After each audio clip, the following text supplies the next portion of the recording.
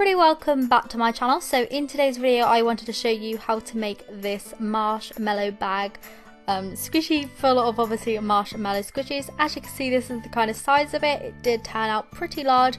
I think that's just because I wanted to make my marshmallows a little bit bigger than the cheese puffs that I did last time. Anyway, I said I was going to do this squishy in that video, so that's why I'm here today with that.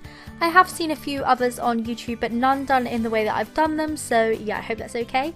Anyway, I just wanted to address the tape on my finger. I actually cut my finger with a knife and it kept bleeding through the plaster, so I figured I'll put some washi tape over it to make it a little bit more pretty.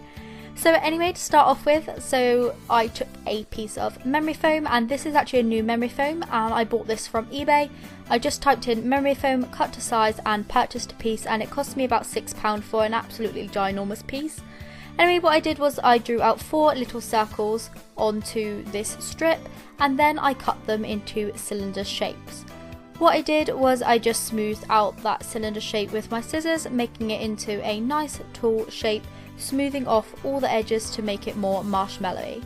I just showed you one of the marshmallows on camera, but I did actually make 6 in total, but I wanted to really film in depth kind of how I shape it and stuff so that you can really learn how to make this yourself.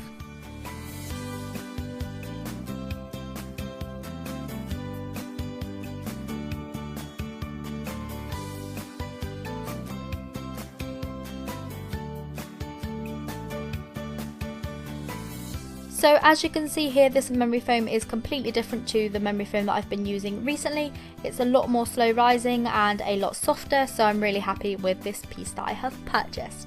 Anyway, as you can see here, here's all 6 shapes, and what I did was I just took a mixture of white fabric paint, a little bit of PVA glue mixed in, and I just spread this all the way around the marshmallows.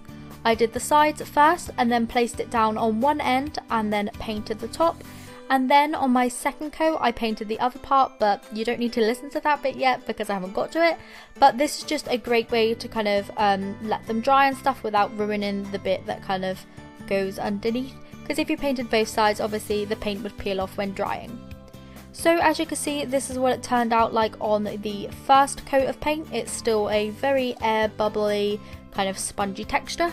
So what you want to do is go in ahead and just basically cover the whole thing in the exact same way that you did on the previous layer. Now on these squishies I did 2 layers of the white in total. I usually do 3, but didn't feel like it was necessary in this case as the memory foam was already pretty slow rising as it was.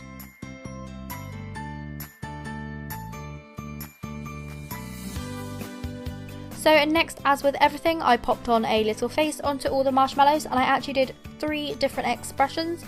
And the first one was 2 little eyes painted on with black puffy paint with a little kind of open smile in between the 2 eyes with some highlight on the eyes and some blush either side.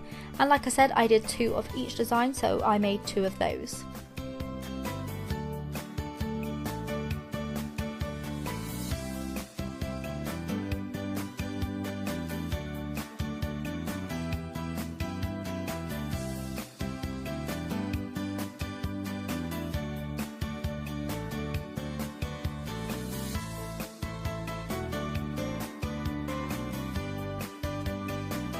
For the second design, I just did 2 eyes again, and instead of an open mouth, I took a smaller dotting tool and just did a little kind of curve in the middle to make a little smile. I then added highlight to the eyes and blush either side of the eyes like I did on the first design.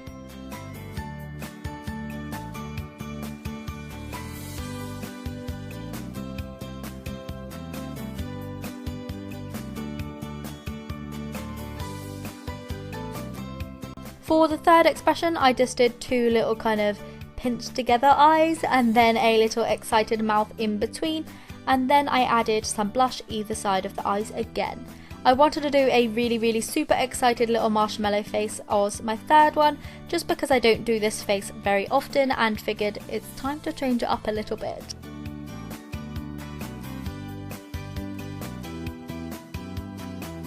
So to make them nice and matte, I just took some baby powder and just spread this all over each of the marshmallow to kind of mattify the paint a little bit more. You could also use white matte fabric paint, but I didn't have any, so I just figured baby powder would do.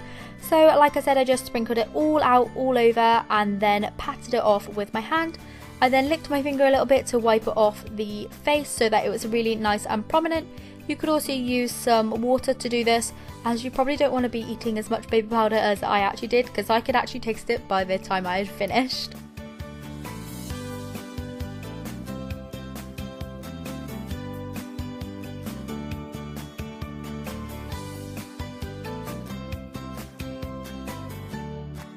So next, moving on to the packaging, the way I made this was I took an A4 piece of white paper, just normal printer paper, and I went in with my Crayola super tips and just drew out a nice design.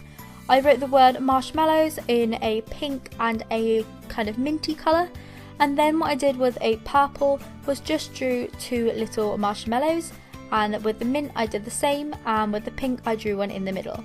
I then took the same purple and wrote the word giant on top, which I then realised the N looked like a H, and I was really annoyed about that, but you know, that's what just came out.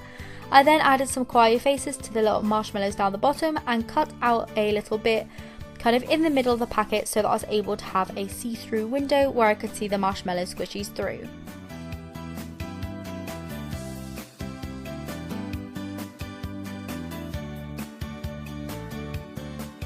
I then went in with a blue marker pen and just drew around all that kind of bit that I cut out basically, and just to make it a little bit more prominent and add a little bit of design and a bit of extra colour.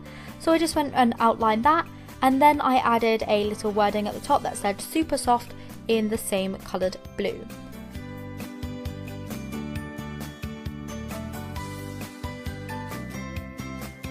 I then felt the packaging looked super plain still, so what I did was I went ahead and drew some sprinkles all over the packaging just to make it a little bit cuter.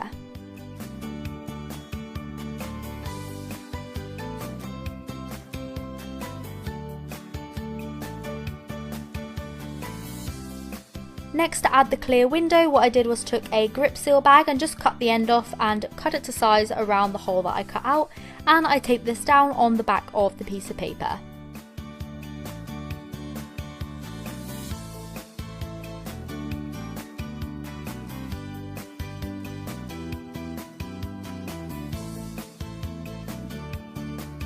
Once the clear window was fully in place, I then taped up the whole of the piece of paper with some clear sellotape and just taped it literally from the top all the way down to the bottom. I then took another A4 piece of paper underneath and just cut them both to the same size, and I just wanted to make it a little bit smaller than A4 as I felt like this was a little tiny bit too big for my size squishies. What I then did was tape the front piece down to the back piece of A4 paper like I just said. I did actually use a bit that already had loads of scribbles on, as it didn't really matter as this was the back of it anyway, and to be honest I wasn't gonna like decorate it because I'm so lazy. Anyway, to make the bag resealable, I just cut the bit off a grip seal bag and placed it inside of those 2 pieces of paper we just taped together. Then, with the grip seal bit still kind of attached, I just taped each side of the grip seal bag to the very top of my marshmallow bag. This means that I can now open it and close it and keep my marshmallows inside. What I then did was tape down the bottom half of those grip seal pieces just to keep them in kind of their positions and not flap about a bit. As you can see here, there's that one, and I just taped it down from the inside. It was really hard to show that on camera, but yeah, I just wanted to make sure that I mentioned that I did do that also.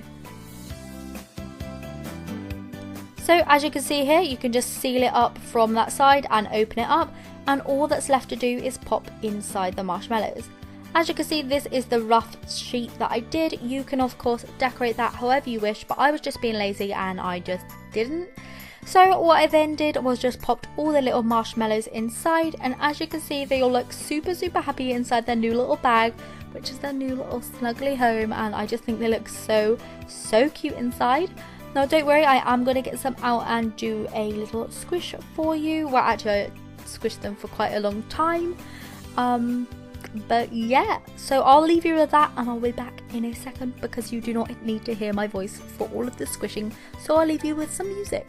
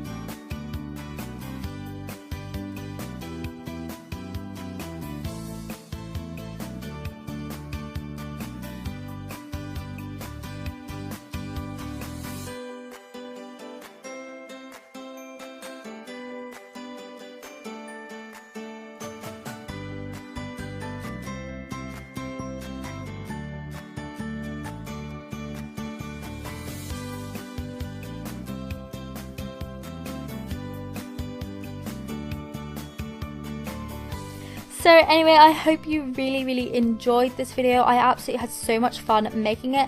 As I said in my previous one, I was a bit nervous to do this one as I know a few other YouTubers have done this already, but I've seen no one use this technique, so I figured I would just make it the way I was going to make it before anyone else had done it. So if you like this video, please give it a thumbs up, and I'll see you in tomorrow's video. Bye!